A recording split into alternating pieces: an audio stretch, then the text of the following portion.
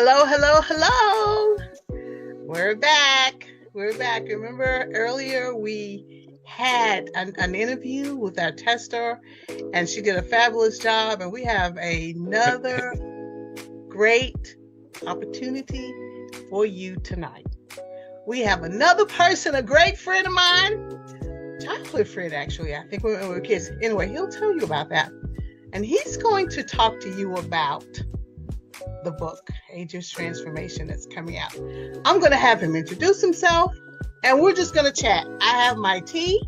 You can have your water, but these are just friends talking about the book and talking about the Lord at the same time. So, hi, David. Tell us who you are. Tell us a little about yourself. Well, I'll give you the short story. Okay. I've always loved playing piano. Of all the things that I've done in life, that's been the most gratifying. It's given me the best blessings of all. When I was age 5, I knew I wanted to play the piano. At age 9, I took my first piano lesson, and at age 10, I was playing for the church, and I've been playing for the church ever since. Right now, me and my son, we have been doing a internet business with my wife ever since 2007. I've been was married to possibly the most beautiful, gorgeous lady of all time, and she passed away 2 years ago. Would have been 33 years. But I tell you, life was good, and life is still good. And I just want to thank God, and I want to thank you for this opportunity to come on board and do this. I'm a little nervous, you might be able to tell, but I thank you for this opportunity. I'm so proud of you, of what God is doing for your life, and giving you this opportunity. It's something else. You know, God is truly amazing, David. And if you're nervous. This is probably going to just go away in just a second. Now that you've gotten that out, you've said so many wonderful things. And I want you to come back to it, because we want to talk a little bit about that experience and how it connected you with the storyline. But I also want to tell everybody that when David and I became Facebook friends, I started reading your posts. Okay. And they were insightful, they were encouraging. And I thought to myself, I never knew he was a writer, but I didn't know as much about you, but I did know your depth of writing. And that was a blessing to me. And people were responding, looking for your writing every day or throughout the week. I don't know how often you posted, but that's what really got me in tune to the fact that David is a writer. Well, you know, God will validate what He tells you to do, and just like the music, I knew at age 5 I wanted to do that. At age 13, I knew I wanted to be a writer, but I didn't really do a whole lot of things. Over the years, I kind of dabbled in writing, wrote some college papers, wrote some papers in high school, and I got a lot of good feedback about it, but I really didn't do anything. And about 2 or 3 years ago, God said, "You've got some gifts." And I'm only speaking of 2 gifts right now, the music and the writing, but He said, "You got some gifts, and you need to develop them." Yeah. And so that's what I started doing, especially with the writing. And the more that I started writing, the easier it got. But what I started noticing was what you were talking about. People were starting to send feedback. Said, "Man, this is awesome." They were saying stuff like, "You need to put these thoughts into a book." Now, I didn't know that we were gonna connect about a year or so ago, right? And I found out you were a writer, and part of what was going on was because I wrote a lot about Polly. It helped. Yes. It helped to help with the healing. And so I wrote about that. I wrote about my music experiences. I wrote about people that I admired, and then I found out you were right. And I said, "Oh boy, a kindred spirit to talk to." Kindred spirit. Amen. And that's the amazing thing about God. So he's getting ready not only to make sure that Adria's transformation in my book gets where it needs to be, he's also opening up the window and the door for you, and even your email. Your email name tells me a lot of what he's going to do for you if you are obedient. And I'm sure you are. But those posts, keep them coming, because I think that is really important. Reading those posts is what gave me the idea that I should ask you to become a test reader. When you are writing something, it's your baby. So when you put it out there, you have to trust that people are gonna, kind of treat it well, and not mistreat it. Basically, that's the best way to say it, or receive it. I did not intend for this to become a Christian love story. Someone had asked me to write my autobiography. It was a tough time in my life, tough. Yeah. And I wasn't really feeling the autobiographical piece of it. But someone said some things to me, and I just sat down at the keyboard. I've always written, like you said, papers in school. I've always written business documentation. I've always done that. That was a part of my job forever. But to sit down and start writing a story that basically is about life, so most of it is true, but with the fiction overlay, is all God. That was the thing that I loved when I found out that you had started writing. And you remember, before I read the beginnings of your book, you shared that short story with me. I did. You shared that short story. Oh my goodness, Paula! I the thing that was so enduring about it. We met through as young kids through music. My family sings, your family sings, but I didn't really meet your family first. I met you and Kippy through the Youth in Action. Youth in Action. Yay! And the day that I met you guys for the first time, the Youth in Action, in fact, my brothers and sister were singing on the group with you all, and you guys were singing the song "Changed." Oh my goodness, that song tore me up. And I said, and then I got to know some of the rest of you, you and some of the other members, and then I said, well, the thing that back in those days, you were kind of, I don't want to say shy. Quiet, maybe. Quiet, reserved, maybe. Reserved. You had a beautiful smile, but it was hard to get to know you then, and I didn't know why. And when I read the short story, I said, okay, 10-minute relationship. 10-minute relationship. And as I read the 6 or 8 pages of that short story, I said I learned more about Paula in those 8 pages than of all the time that we had known each other. Because it told you a lot. Yeah, I did, and it told you a lot about my personality and how my personality became my personality. Yeah, and said, I mean, she put on paper what she probably would have never shared in a private conversation. And the power of word, the power of to be able to put your thoughts into a format where other people can see and feel who you are. And then there's a lot of people that can relate to who you are when you share yourself. Yeah. And that's amazing, because the 10-minute relationship was actually a part of an anthology that my niece, it inspired me to be a part of. Yeah. And I didn't know what to write about. I'm like, what am I going to say? But when you get really quiet and you sit down and talk to the Lord, and you realize, because the name of it was Church Girls. I was talking about the resiliency of church girls. And when I started writing it, I just felt like I just needed to just speak. Yeah. Just write. And it was just amazing for me how it turned out. And so I'm thinking, David, just like you, I'm thinking like myself and other people, we've seen glimpses of God doing things in our lives, and we've responded, and then we step back and go, how did that happen? Because he wanted it to, and we were open to it. So I'm really grateful.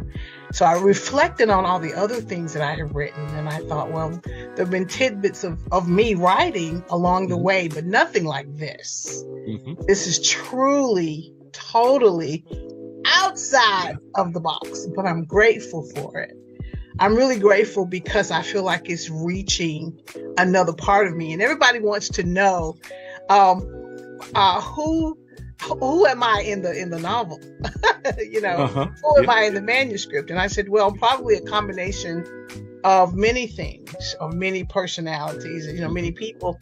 But if you know me well, you know that female character reminds most people of myself at some point, especially when I was young. You know what, too? I found about that's so interesting about writing is people get to identify and see parts of themselves in the characters that you or I may write, or even the stories of real people.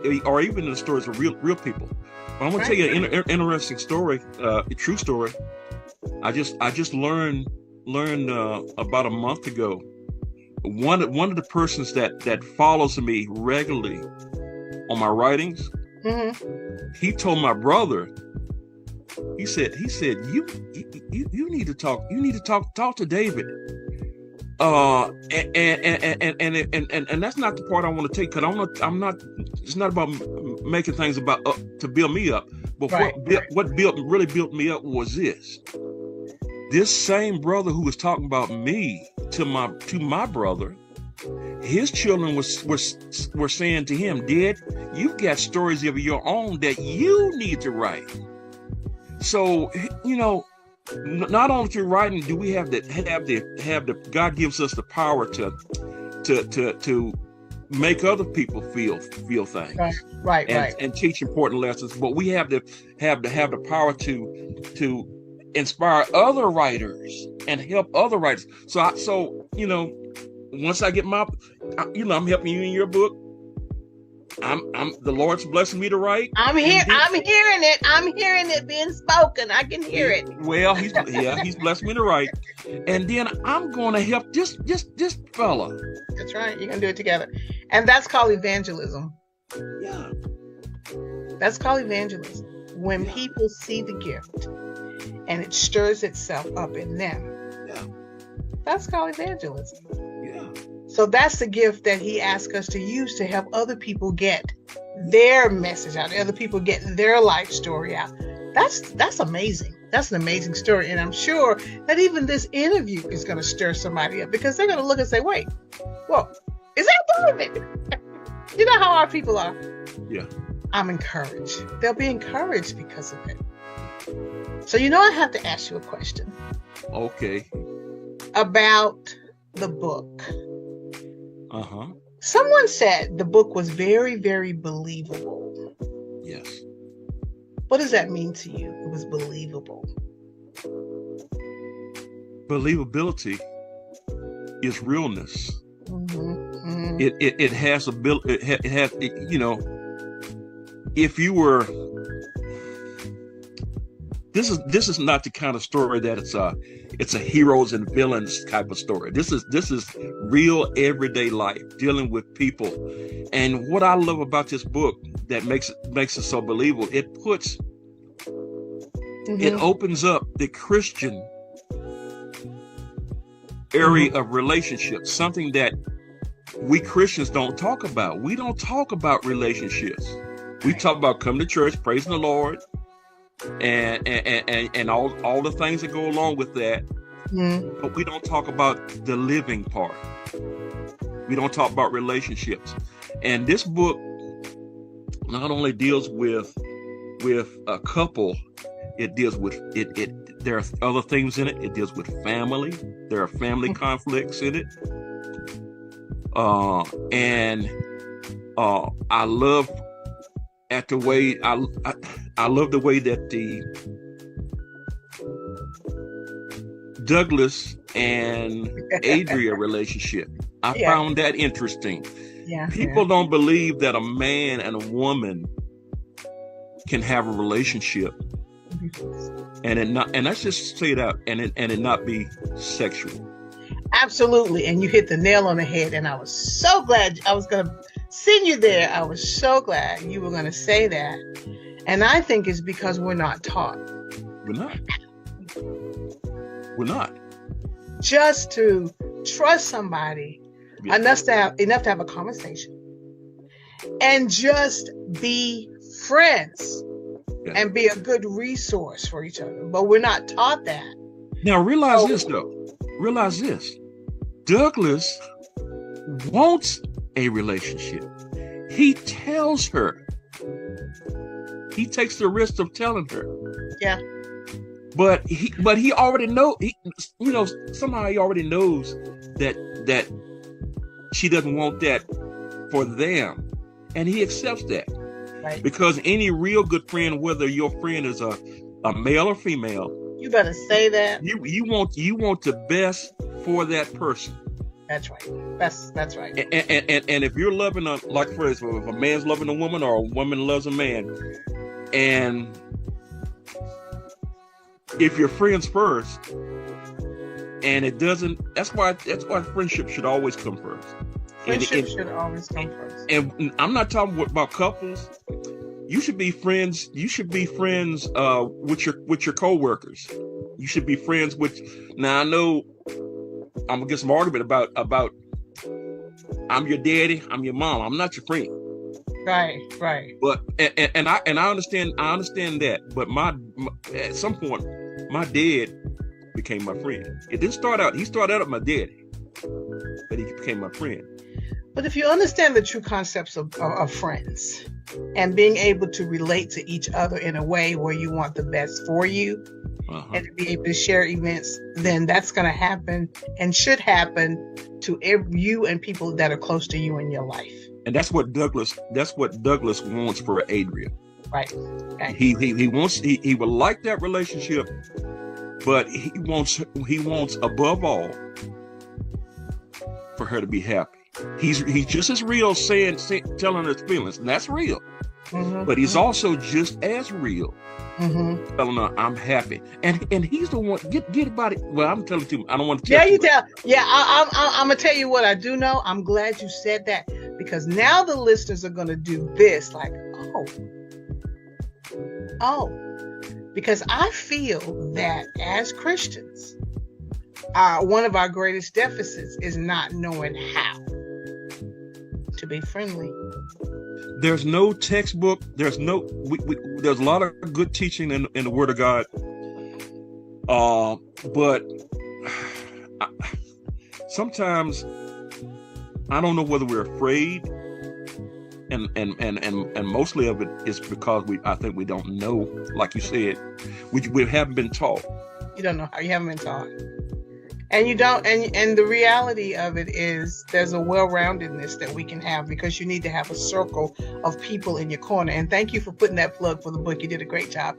There's a circle of people that we need that's a support system. Yeah. That's another element of this book. And there's a support system. And there are a lot of people that are going through things today, especially when they went through COVID. They found out how big of a support system they really had, or they found out the absence of the support system. I watched a movie called Fireproof. I don't know if you've ever seen that movie, but in it, it's a beautiful movie about a couple who fall apart and then find God. Well, the husband finds him first, and he begins to make the change, and she starts seeing it. But their support systems are as different as apple and oranges, because he's got a great support system, and she's got her support system is, he's a dog. I mean, stuff like that. You know how you girls get. Yeah. Oh, well, Well, yeah. I mean, just let's be real. That's terminology. how you girls get sometimes, sometimes, and I have to say, us men, we we do deserve it. Sometimes you do. Hey, I'm a man, and I can say that. Sometimes Sometimes we do it, but there are a few good men out there, and then there are a few men like to star that movie where he's basically a good man, but that's not good enough. He doesn't have a relationship with God, and he doesn't know anything about his relationships. His support comes through his father and his co-worker. And what I love about your book is both Adria you can call her and name. Bryson, You can call his name. they have support. They have support. They have support. And I think in everything that we're saying that touches my heart the most is the fact that when you got a support system, you can accomplish some things.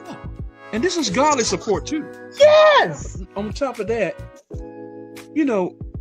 you can have a support system, but if you're going through a divorce, you don't want to talk to another divorced couple to get your act back together.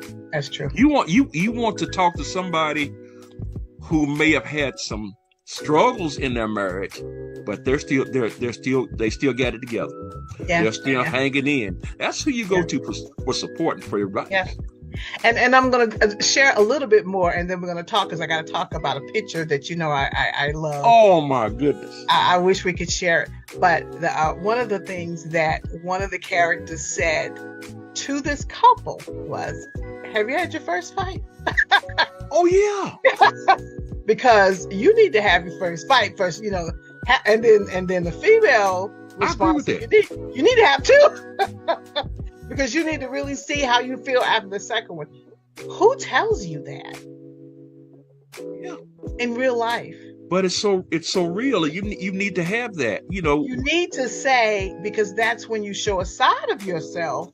Yeah. Anybody can be okay when everything is lovely and flowers and are blooming and everything's happy. But your true character many times comes out when you are angry. Yeah. And hurt.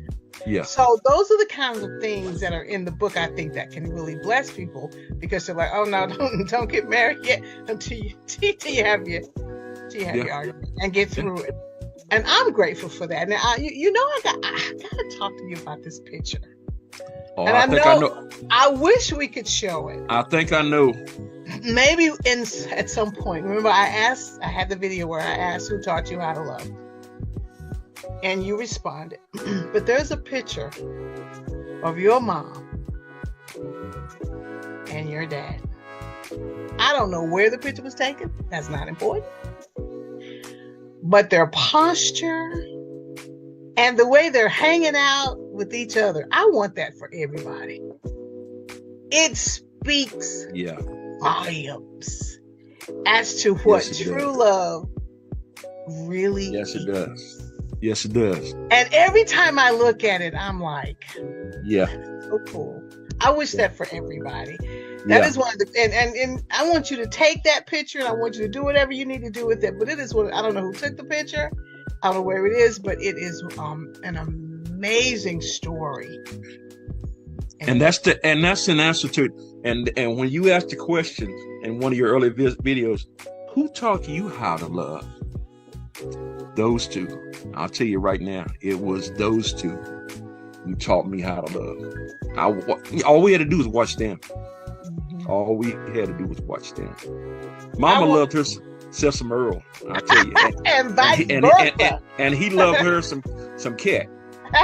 So I know you posted it several times. Yeah. But I want them to go on your Facebook because it's out there. I want them to see that picture. I know you have Facebook friends, but every time you post that picture, you get all these responses. Oh yeah. Because that is the epitome of what love looks like. Yeah. What most people forget, they say it, but they forget it. God is love. Yeah. And he created love. Absolutely. What happened when he gave it to us is that we kind of sort of didn't know what to do with it.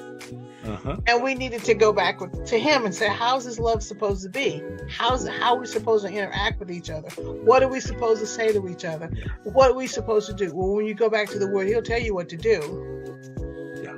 Forgiveness. I mean, he lays it out really nice. Yeah, he does. So we have to learn as people how to care about each other. Yeah. That's what the book is about to me. Yeah. And that's the message I think that God wants to deliver. Yeah. Do you agree with that? I do. They have both. You're dealing with two young people. They strayed away from God early.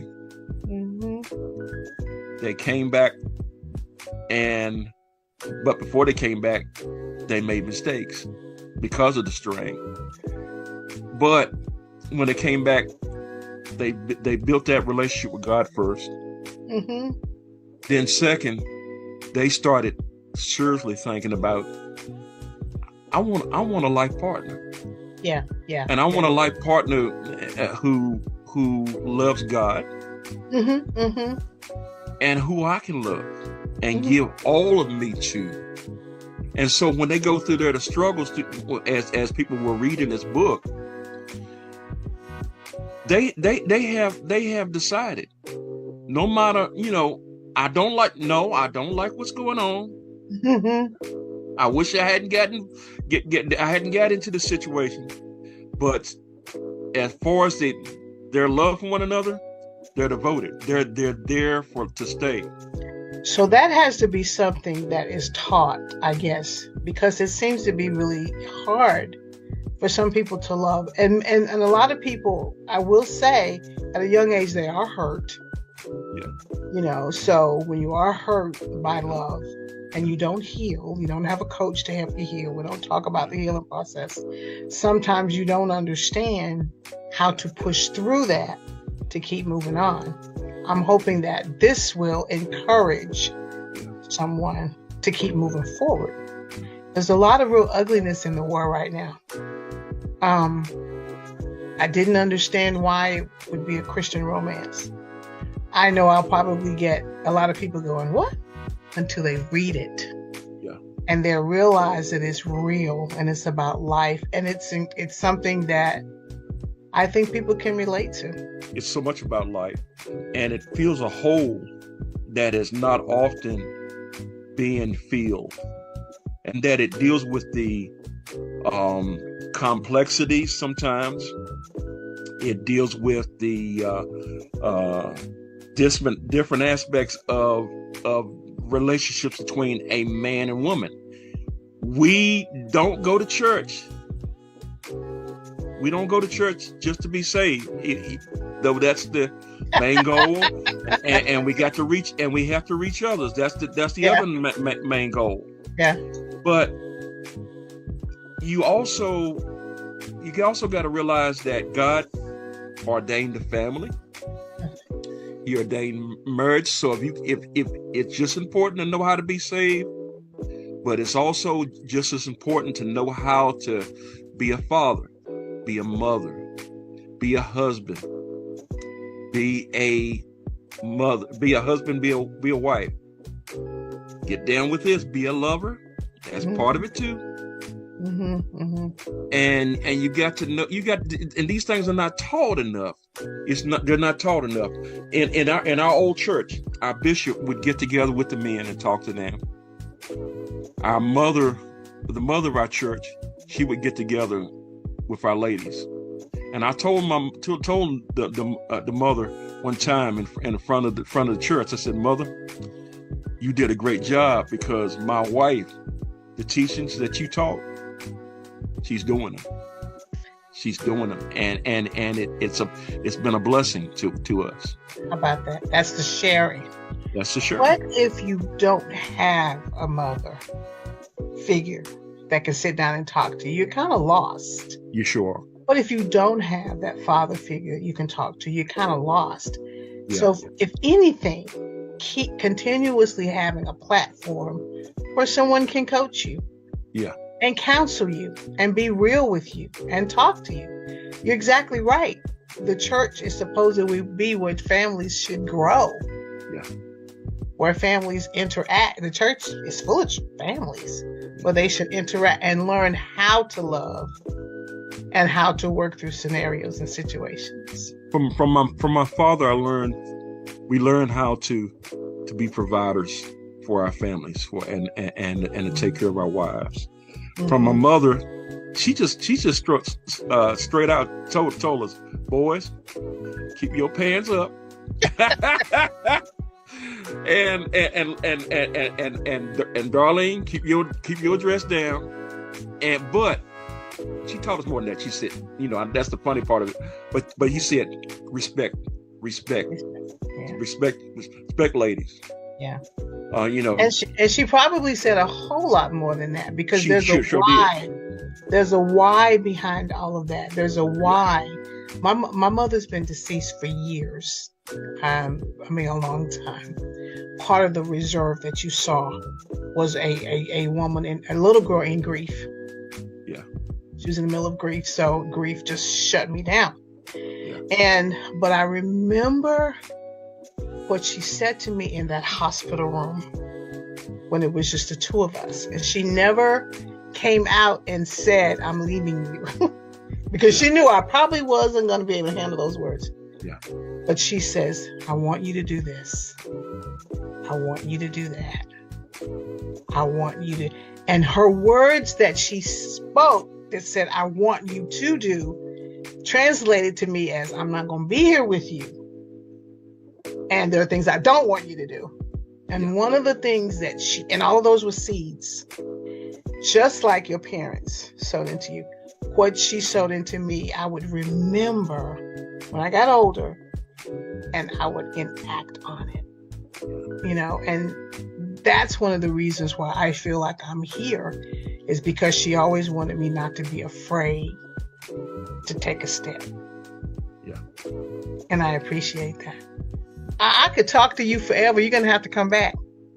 I would love to. You're going to have to come back after the book. I would love to. Well, on February the 14th is the book release.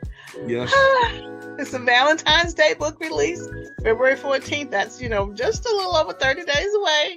And I'm telling all my friends, Facebook friends, relatives. Yes. We're going to send it family. To you. Share. We're going to blitz you with information. Church members. All church members, bishops, everybody. Tell them to get the book. It will be available on Amazon February 14th. And then I'm having a book signing on February the 18th. Here in Durham. And that's coming on out. Just come out. We're going to have a great time. I'm excited. I'm not a person who hides my excitement. When I'm excited, I'm excited. Mm-hmm. And I think that the Lord has shown me something that he's going to do really great things for those other people who will also be obedient. And maybe if I could light that, fire for other people, then I definitely am willing to do so. Is this taking me out of my comfort zone? Pretty much, yes. But when the Lord gets ready to use us, David, absolutely, he will take us out of our comfort zones. Absolutely. And if we just stay focused on him, and be obedient, absolutely, he's going to do and say the things to us, the way he said to Joshua, just be strong. Right. And be courageous. Yep. And then everything is going to work out just fine. So I'm excited. I would like people to come back after the book's been released. You have a little bit of an edge on everybody because you know things. But I want you to come back and then just kind of talk to us a little bit more. You've been a great conversationalist. We're just talking and sharing, and we need more of this. Yeah. We need more of this. Is there anything that you want to ask me? Are there any questions? I read your post, by the way, and I thought it was good. But I always give a person an opportunity to ask me a question if they need to. I just had a couple of questions. They're not groundbreaking. Oh, that's fine. You mentioned earlier you were rehearsing Is this the Obie family? No, this is my church. Your church family? No, yeah. I finally decided to start singing again on the praise team. Oh my goodness. So yeah. So I'm doing that. You know, I'd stopped singing for a while. Yeah. And then decided that I missed it and it was a part of my life that I needed. Yeah. So I'm back. And the last question I have for you, Dr. Paula Y. Obie. What does a Y? Y is actually Y vet. Y vet? Yes. Y vet. It is Y vet. And it's really interesting because one of my teachers said that I was mispronouncing my name. Yeah. That it should be pronounced Yvette. That's what I thought. It might be. I went home and told my mother that. This is before. And she politely drove me to school the very next day. Oh no, she did. Walked into and asked me to stay outside the classroom. We got there early.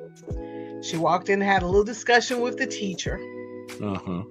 And from that moment on, I had no problems pronouncing my name as Yvette because she told her I named her. I named that child.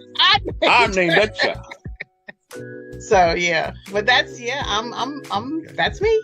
I'm excited. Right. So okay. Part of this is me celebrating because I didn't get to celebrate when I became Dr. Obie. There was so much going on. Uh-huh. So part of this is kind of tying into where I become. Remember what my mother said a long time ago, planted the seed, and I'm here because the seed grew. Yeah. Well, I want to say thank you for three things. First of all, thank you for this opportunity to come on and get out of my comfort zone in an area that I probably need to get out of anyway. So thank you for that. Thank you for giving me the opportunity to know you a little better through your writings. Mm-hmm, like I said, that short story was a first was an eye opener. I said, I get Paula now. I get personal. Paula. It was very personal. I get, and the last thing that I want to thank you most of all, bringing back to the memories, and that's gonna be a whole recording right there when I tell you the things that you brought back, concerning Polly and how we got together. I wanted to talk about that a little bit. I know it's getting late, and I promise not to do long. But I wanted to just talk about one section of the book. I'll tell you one in particular. Uh-huh. One in particular. The section of the book where Douglas and Adria talking. He knows she likes Bryson. Mm-hmm. And guess what this friend who loves her himself does? He says, go after her.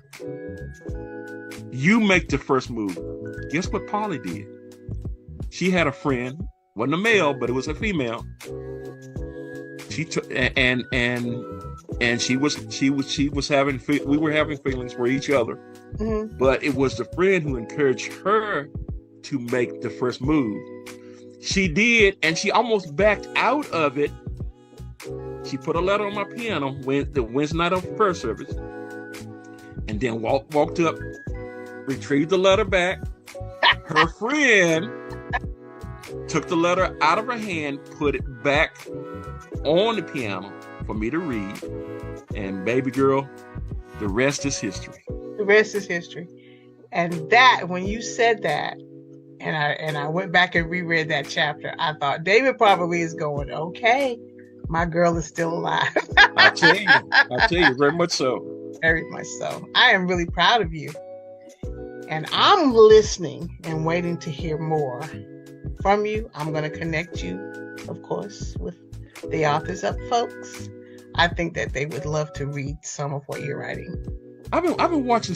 I had watched. Well, when you started showing me the introduced me to that show, and those some nice folks. There's some nice folks. I love the interplay they have with one another. Mm-hmm, and tell that they're good friends. And Christian women. Yeah. Love God, but honor the gifting that He's given. Yeah. Which is a great gift of excellence. Well, David, thank you. I promise not to take up too much of your time. I know we've gone over, but we have had a great chat. Have you enjoyed your chat? I have definitely enjoyed it. And we definitely are going to be talking again soon, because we have to do some, what I call post conversations, even if it means that we sit back and pick it apart, the chapters, and talk about how it relates to us and bring some other people in.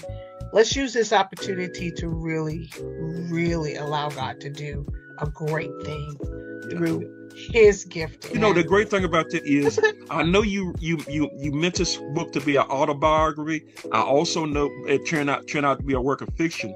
But and what you're saying, it's going to end up being a great textbook for Christian relationships of all kinds, not just the romance part, but the family bonding, getting back. Yes. I'm excited. I think when we're obedient, God just blows our mind. I'm in awe. Yes, it does. I'm just in awe of God. So I can't wait to come back and let's talk. Let's talk about families. Let's talk about all these things, and let's use this platform. And I see more than one book, but I see this even turning into something that can be rewritten as a manual, like a women's ministry or a type of manual. So absolutely. That follow along. I think we're going to let God do what God wants to do. How about that, David? We're going to take the brakes off. Sounds good to me. All right. Sounds good to me too. Well, everybody, I'm so happy that we were able to sit down and have a chat with my friend, David. We call him Maestro David. And we're going to be talking to him really soon. I just appreciate you. I want you to have a great evening. Know that God loves you, and what he gave you, he gave it to you to share. Okay, David? All right. We'll talk to you soon. Have a good night. All right. Take care. Bye-bye. Bye-bye.